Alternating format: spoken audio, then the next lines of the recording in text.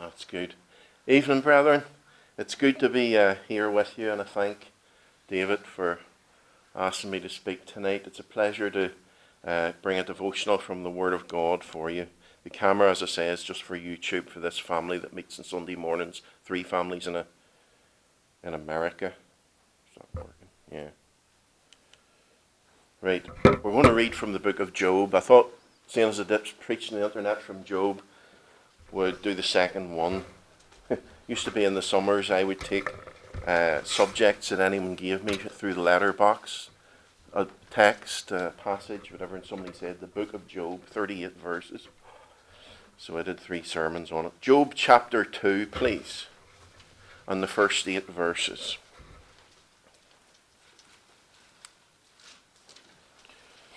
Again, there was a day when the sons of God came to present themselves before the Lord, and Satan came also among them to present himself before the Lord.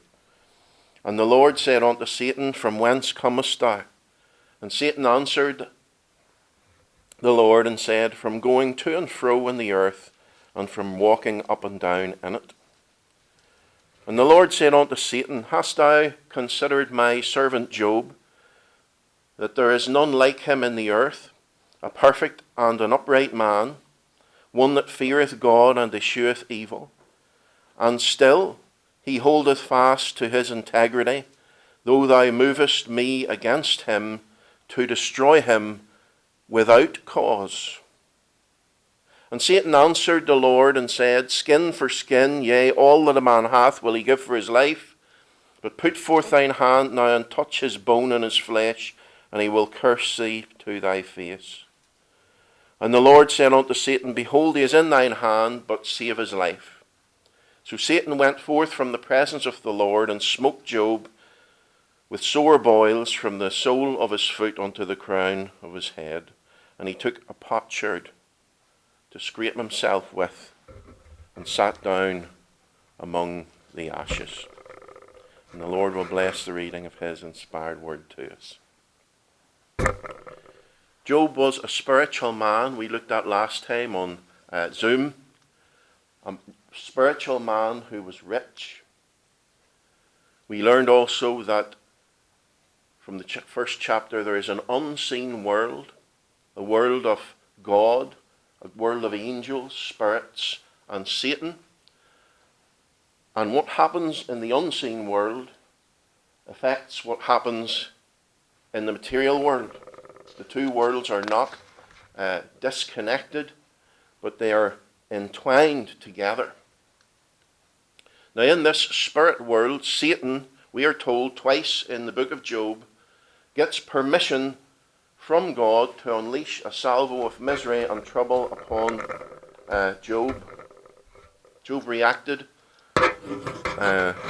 as you would expect, with sadness at the loss of his children and all his wealth. And yet through it all, he worshipped God.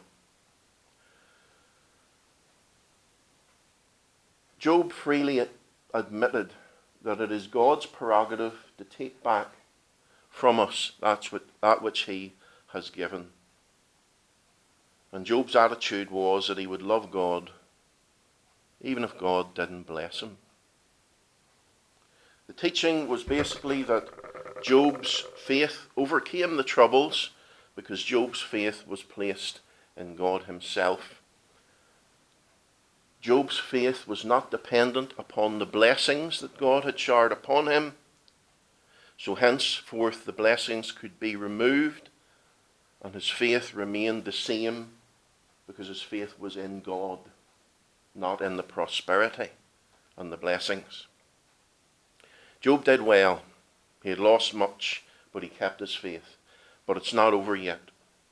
In chapter 2, we go back in the first 6 verses to the unseen world again. And Satan went back to God and is found among the presence of the angels. And we see here in chapter 2 a conversation where God again points to his servant Job and says that Job is righteous and there's none like him in the whole earth. It says that. But note what it says in the last little third of verse number 3.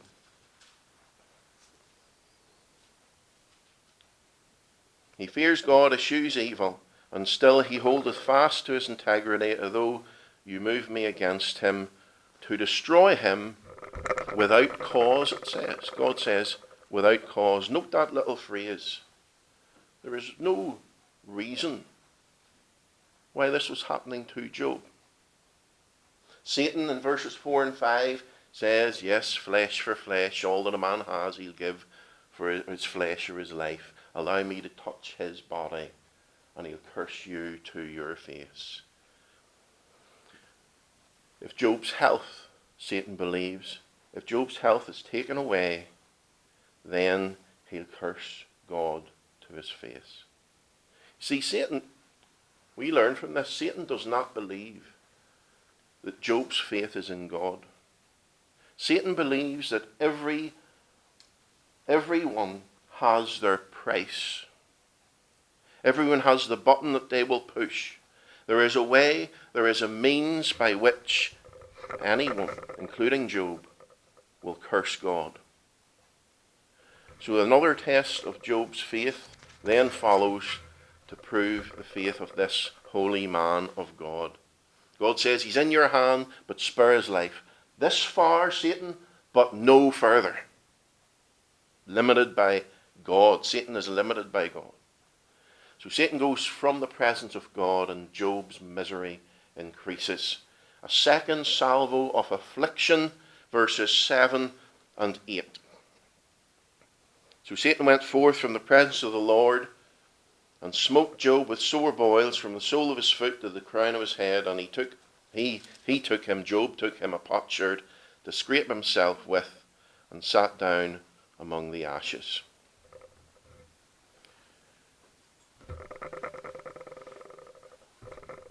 What's the diagnosis of Job's sickness? Some of the commentators, looking through the whole of the book, try and diagnose what this illness was. It's a combination of three things, they conclude, those with medical knowledge: boils, leprosy, and elephantitis. The symptoms are these: aching bones, chapter 30, verse 17, peeling skin, chapter 30, verse 28 and 30, wart-like eruptions, chapter 7, verse 5, weight loss, chapter 19, verse 20, fever or a high temperature, chapter 30, verse 30, depression, chapter 7, verse 16 and 30, verse 15, weeping, sleeplessness, chapter 7, verse 4, nightmares, chapter 7, verse 4, failing vision, chapter 16 and verse 16, rotting teeth, chapter 19 and verse 20, and he looked awful, according to chapter 2 and verse 12. So Satan takes Job's health. And Job is left sitting on the ashes, scraping himself with a broken piece of pottery. The richest man, the wisest man in the East, is reduced to this. Note Satan's tactics against godly people, brethren. Slander, chapter 2, verses 4 and 5. Personal attacks. Persistent. Satan is persistent and unmerciful. And he uses friends and family against the person. There is no depth to which Satan will not stoop. And Satan's thinking is that health and life are valued more than God to human beings. Humans will put their health and their life before God. They will put their possessions before God. If you take the possessions away, that was his first curses. They'll put their family values before God. There's always something Satan believes that a godly person will put before their faith in God. That's Satan's mindset. But sadly, it's very popular in Northern Ireland, isn't it? Health before God, life before God, possessions before God, family before God. I wonder where anyone that thinks that way got that mindset, because it is without doubt Satan's mindset. from the book of Job. Again, we see the unseen world affects the material world. Secondly, Job's disappointments or discouragements. We see that in chapter 2 and verse 9. I didn't read it earlier on purpose. Chapter 2 and verse 9. Then said his wife unto him, Dost thou still retain thine integrity? Curse God and die. Now, because Job's wife said this, some of the commentators, Augustine says she is the devil's advocate. John Calvin says she was the tool of Satan. And Thomas Aquinas says Satan spared Job's wife in the first salvo so that he could use her against him in the second salvo. And that is kind of true, but it's also being a bit hard on her, isn't it? The Apostle Peter was also used by the devil, wasn't he? Anyone can be tricked. And remember also that Job's wife is the mother of all those children that are now dead. And she as his wife would feel that loss along with the loss of all their wealth as well. Derek Thomas, who is an evangelical Presbyterian minister in Northern Ireland, he's in America at the moment, has written a great book on Job, and he says, those who have spent hours in an intensive care unit or nursed a child through death can identify with Mrs. Job. End of quote. The fact is that this lady is at breaking point, and sadly she does urge Job to curse God and die. She's meant to be his greatest ally, but because she is tricked by the devil or whatever it is, she becomes a weakness and a hindrance. Then we also note the discouragements of Job's friends. If you had friends like these, who needs enemies, is a saying we would say, isn't it? From chapter 4 to chapter 31, Job's friends talk with him, and he answers them. All those chapters are full of theology. Theologos, words about God. And we all know theology because we all know some words about God, because if you don't, you can't be saved. Theology. Now I'm going to sum up all those chapters, chapter 4 to 31, in 2 sentences, hopefully. This is the teaching of all these chapters, generally speaking, in 2 sentences. Chapters 4 to 31. The whole conversation between Job and his friends can be summed up like this, quote, Job, you've brought all this upon yourself. Although you seem to be righteous, there must be some secret sin in your life, hidden, that has caused all of this. Job, you've brought all this on yourself. Although you seem righteous outwardly, there must be some secret sin hidden in your life that has caused God to punish you in this way. That's basically what all the friends said. You've sinned and God's punishing you. Their theology has much truth in it, but not in Job's case. Because there are many passages in the Bible where people sin and God punishes them. And there's chastisement repeatedly for God's people if they sin. But in Job's case, Job's friends were wrong. Because they are applying their theology to Job. But they've no proof at all of whatever sin he's meant to have committed. None. They're just seeing him suffering. And they are assuming that there's a sin that's causing it all. And that's always wrong. It's the wrong attitude for anybody to have. If someone is suffering, we can never just assume that's God punishing them for some sin they've committed. We can never assume that. If we see someone sinning, that's a different matter. We can say God will discipline. That's biblical. No doubt about that. But it's only if we can see that they've definitely sinned and are sinning that God chastens. But Job's friends are not like that. No, they were just seeing a man suffering and assuming that God was punishing him for some secret sin. They were assuming that sin was the cause of Job's suffering. And they were wrong. And God says they were wrong in the verse 3. Remember? God says to Satan in verse 3 of chapter 2, "Thou movest me against him to destroy him without cause." Which means there's no reason in Job. Without cause. Sin's not the cause. Without cause. What was the cause of Job's affliction? Not sin, because God says he's being moved against without cause.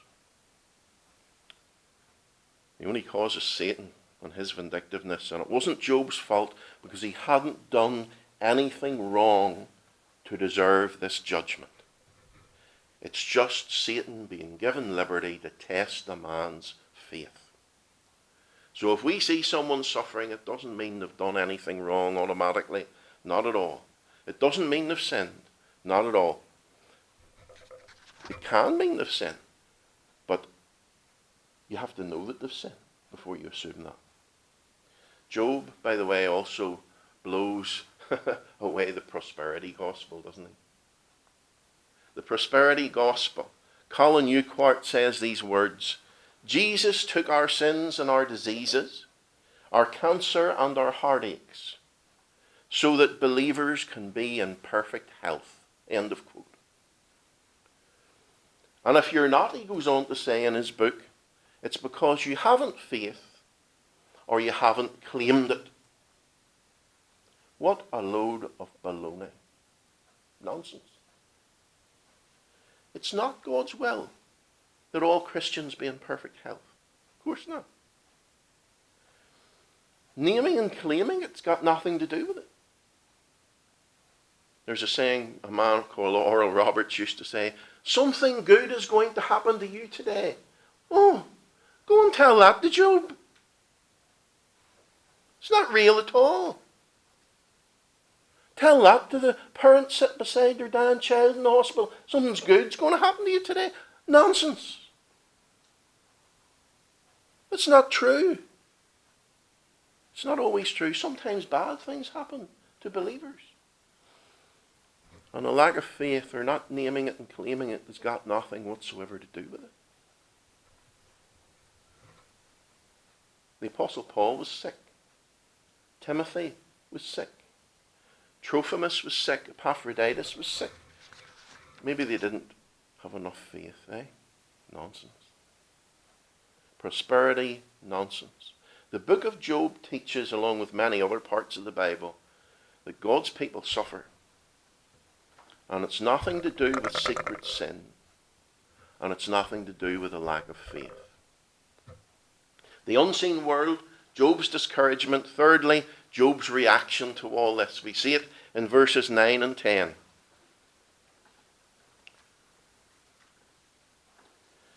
His wife has just said, "Curse God and die." But he said unto her, "Thou speakest as one of the foolish women speaks. What shall we receive good at the hand of God, and shall we not receive evil?" In all this did not Job sin with his lips. Just verse 10 actually. And all that Job didn't sin with his lips. Job says to his wife, "Surely, love, to think that the godly only receive good from God. We always get blessed all the time." Job says, that is foolish. That's foolish thinking.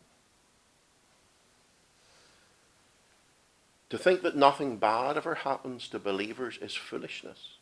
The Bible never teaches that. Come to Jesus and all your problems will go away and you'll live underneath a cloudless sky. Where's that in the Bible? In this world you shall have much tribulation. Jesus said, if they hate me, they'll hate you. There'd be much tribulation for believers. And Job is saying, love, to think that we only receive good from God and nothing bad ever happens is foolishness. What is Job doing? I tell you what he's doing. He's accepting it. Even though he doesn't understand why, and he doesn't understand why, he's accepting it. But what about his faith? Does he curse God like Satan thought? After being tormented by his friends, after being accused of sin which he had not committed, he cries through it all, the key verse in the book of Job, chapter 13 and verse 15, he cries, though he slay me, yet will I trust him. Even if I die, I'll die trusting God. Even if it costs me my life. That's it. That's a believer. How can you defeat faith like that? You can't. It's wonderful. Job's miles above me. He's miles above all of us, I would say, more than likely, although I don't know you.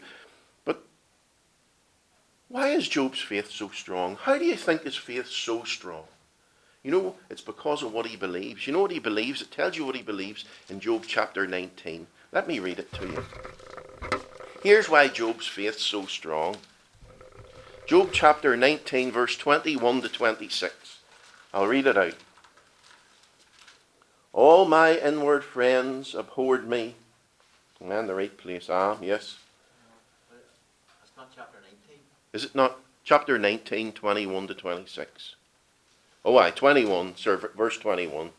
Chapter 19, verse 21. Have pity on me, O ye my friends, for the hand of God hath touched me. Why do you persecute me as God, and are not satisfied with my flesh? Oh, that my words were now written.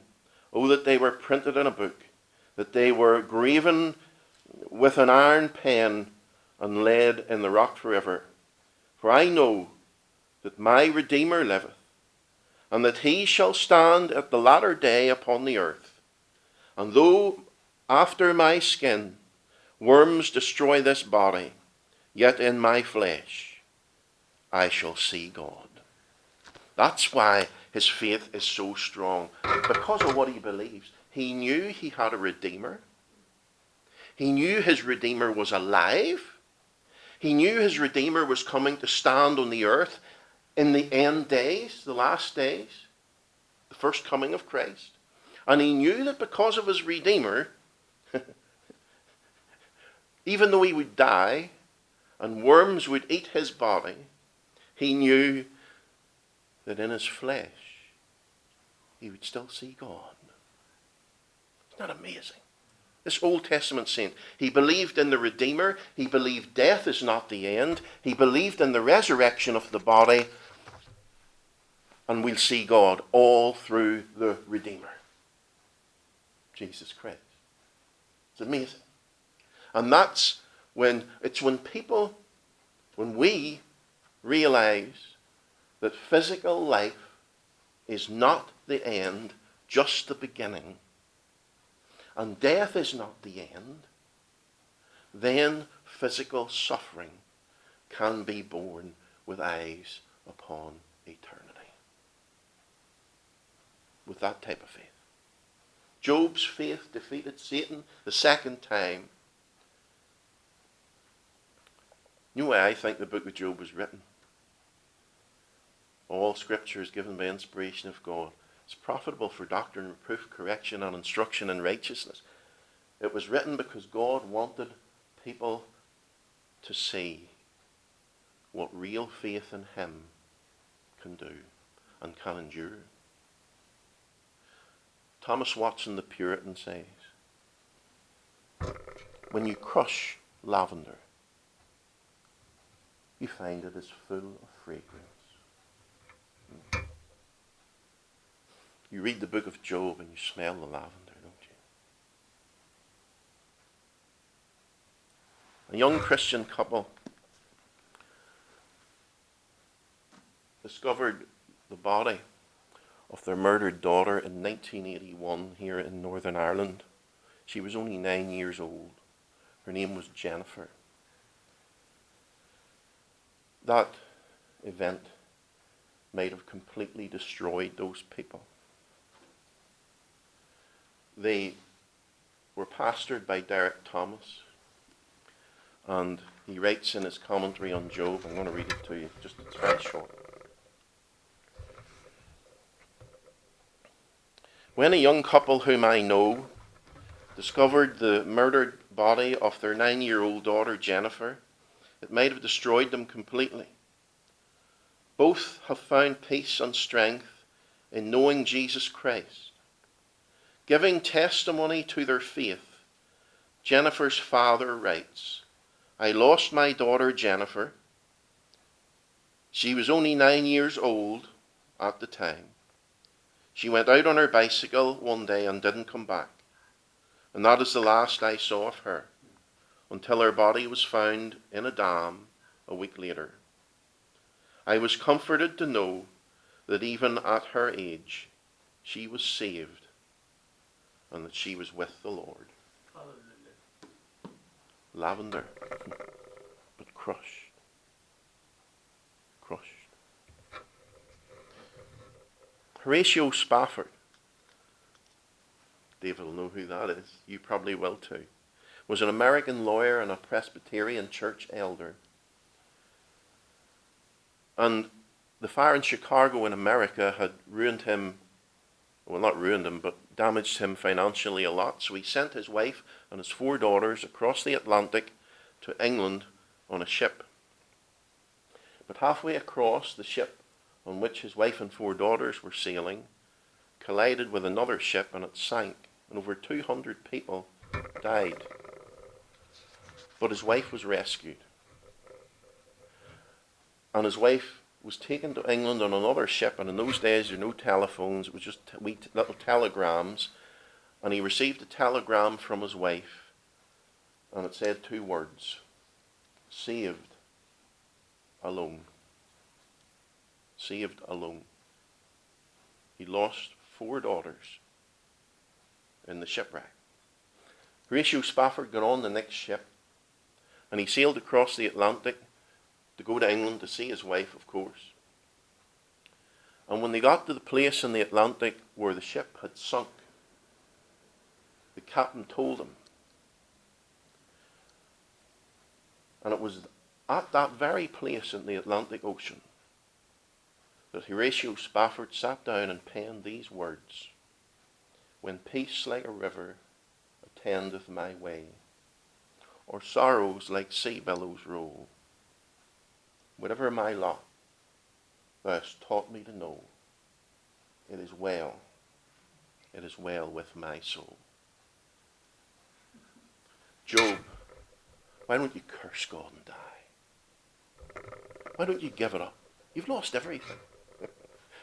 Yea, though he slay me, yet will I trust him. That's a Christian. Will you trust him? That way. Put him first. Trust in him and not his blessings. God bless you. Thanks for your attention. I hope I haven't preached too long. Okay.